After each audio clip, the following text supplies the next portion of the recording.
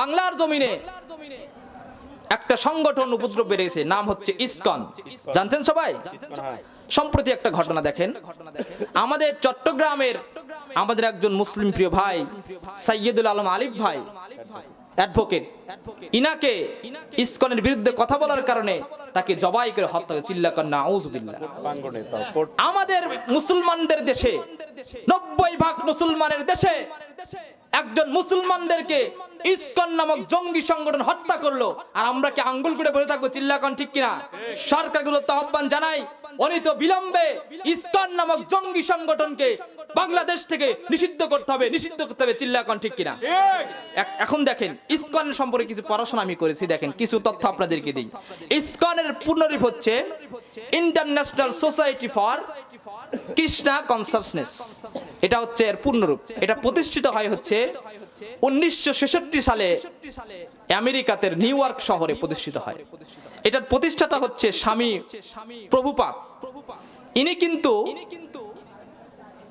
হিন্দু না, হিন্দুর কোনো বিশ্ববিদ্যালয়ে পড়াশোনা করেন নাই, ইনি খ্রিস্টানের চার্চে পড়াশোনা করেছেন। আর বর্তমানে ইসকন এই সংগঠনকে পুরোপুরি লিড দিচ্ছে হচ্ছে ইহুদি খ্রিস্টান। আপনারা কি জানেন? হায়দ্রাবাদ নামক একটা রাষ্ট্র ছিল, এই হায়দ্রাবাদ রাষ্ট্রকে সাম্প্রদায়িক দাঙ্গা বাজিয়ে দিয়ে ইন্ডিয়া সরকার হায়দ্রাবাদকে দখল করেছিল। চিল্লাকন ঠিক কিনা? আমাদের এই বাংলাদেশকে হিন্দু মুসলিম দাঙ্গা লাগিয়ে বাংলাদেশকে ইন্ডিয়া দখল করতে চায়। চিল্লাকন ঠিক কিনা? ইন্ডিয়াকে সাবধান করে দিতে চাই, তোমার দেশে তুমি পড়ে থাকো, বাংলার দিকে তুমি দৃষ্টি দিও না। চিল্লাকন ঠিক কিনা? আমার দেশকে আমরা ভালোবাসি কি বাসি না?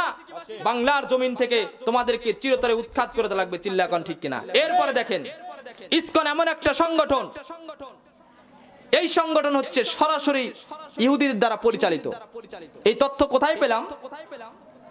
প্রখ্যাত একজন লেখক আবু রুশদের লেখা বাংলাদেশের গোয়েন্দা সংস্থার সাবেক প্রধানের কথা, বাংলাদেশের র বইয়ের 171 নম্বর পৃষ্ঠায় এটা লেখা আছে যে এই ইসকন সংগঠনটা সরাসরি ইহুদি দ্বারা পরিচালিত। এদের কাজ হচ্ছে প্রত্যেকটা দেশে সাম্প্রদায়িক দাঙ্গা সৃষ্টি করা, সাম্প্রদায়িক দাঙ্গা সৃষ্টি করে হিন্দু মুসলমান মারামারি লাগিয়ে দিয়ে দেশের ভিতরে একটা অরাজকতা সৃষ্টি করা। চিল্লাকন ঠিক কিনা? এরপরে দেখেন ইসকনের প্রধান যে কাজ, এই কাজ হচ্ছে সাম্প্রদায়িক দাঙ্গা সৃষ্টি করা এবং উগ্র একটা সংগঠন। এটা একটা উগ্র সংগঠন। দেখেন আমাদের কোর্ট থেকে আমাদের মুসলমানদের বিপক্ষে অনেক রায় আসছে, কিন্তু আমরা কি কোনো হিন্দু ভাইদের অ্যাডভোকেটকে হত্যা করেছি বলেন? করি নাই। কিন্তু যখনই আমাদের এক ভাই ইসকনের বিরুদ্ধে, যখন অ্যাডভোকেট সাইদুল আলম আলিফ ভাই যখন ইসকনের বিরুদ্ধে কিছু কথা বলল, এমন উগ্র সংগঠন দেখেন তারা সারা জীবন মুসলমানদেরকে জঙ্গি বলেছে, সারা জীবন মুসলমানদেরকে গালি দিয়েছে, কিন্তু ইসকন হচ্ছে সবচাইতে বড় জঙ্গি জঙ্গি জঙ্গি। চিল্লাকন ঠিক কিনা? এরপরে দেখেন তাদের বাংলাদেশে কিছু কাজ আছে, তারা বাংলাদেশে 4টা কাজ পরিচালনা করে। আমি সংক্ষেপে বলতেছি, দেখেন 4টা কাজের প্রথম নাম্বার কাজ হলো বাংলাদেশের যে সনাতন মন্দিরগুলো আছে এগুলো দখল করা।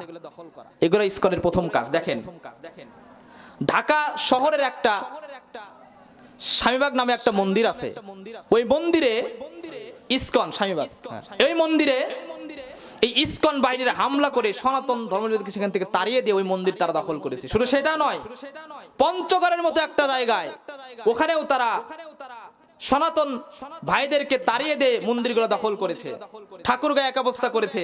এরপর রিসেন্ট একটা ঘটনা, সিলেটের জগন্নাথপুরে যখন হিন্দুদের রথযাত্রা হয়, ওই রথযাত্রায় একজন সনাতন হামলা করে, ওই সনাতন মিছিলে হামলা করে একজনকে তারা হত্যা করে। চিল্লাকন ঠিক কিনা? এরপরে দেখেন 2 নম্বর যে কাজ, এরা সনাতন ইসকনের যে 2 নম্বর কাজ, এটা হচ্ছে মসজিদের ভিতরে দাঙ্গা লাগানো। মসজিদের ভিতরে কি লাগানো? দাঙ্গা লাগানো। বাংলাদেশের মসজিদগুলোতে এরা দাঙ্গা হামলা করা। এই শাহীবাগ একটা মসজিদে রমজান মাসে যখন তারাবি নামাজ হচ্ছে, ওই সময় ইসকনের যে অনুষ্ঠানগুলো হয়, অনুষ্ঠানে তারা গান বাজনা বাজায়। কি বাজায় ভাই? গান বাজনা বাজায়। বিকট সাউন্ডে তারা গান বাজাচ্ছে। এদিকে মসজিদে তারাবির নামাজ চলতেছে। তৌহিদি জনতা তখন যে সেটাকে বাধা দিল, তোমরা গান বন্ধ করো। এই ইসকন গোষ্ঠী মুসলমান ভাইদের হামলা করেছে এবং পুলিশ ডেকে এনে তারাবি নামাজকে তারা বন্ধ করেছে। চিল্লাকন ঠিক কিনা? আপনারা ঘটনা জানেন। এরপরে দেখেন 3 নম্বর যে এদের কাজ, ইসকনের 3 নম্বর যে বাংলাদেশে কাজ, সেটা হচ্ছে বিভিন্ন সংগঠন তারা তৈরি করা। যেমন জাতীয় হিন্দু মহাজোট, এটা তাদের তৈরি। জাগো হিন্দু, এটা তাদের তৈরি। বেদান্ত তাদের তৈরি। এবং অনলাইনে যতগুলা ধর্ম অবলম্বন করা হয়, এর 90% ইসকনের সদস্য। চিল্লা এখন ঠিক কিনা? 4 নম্বর যে কাজ, 4 নম্বর ইসকনের যে কাজ, এরা হচ্ছে বাংলাদেশের সরকারি চাকরিতে হিন্দুদেরকে ঢোকানোর জন্য এরা ব্যাপক তারা ইনভেস্ট করে। চিল্লা এখন ঠিক কিনা?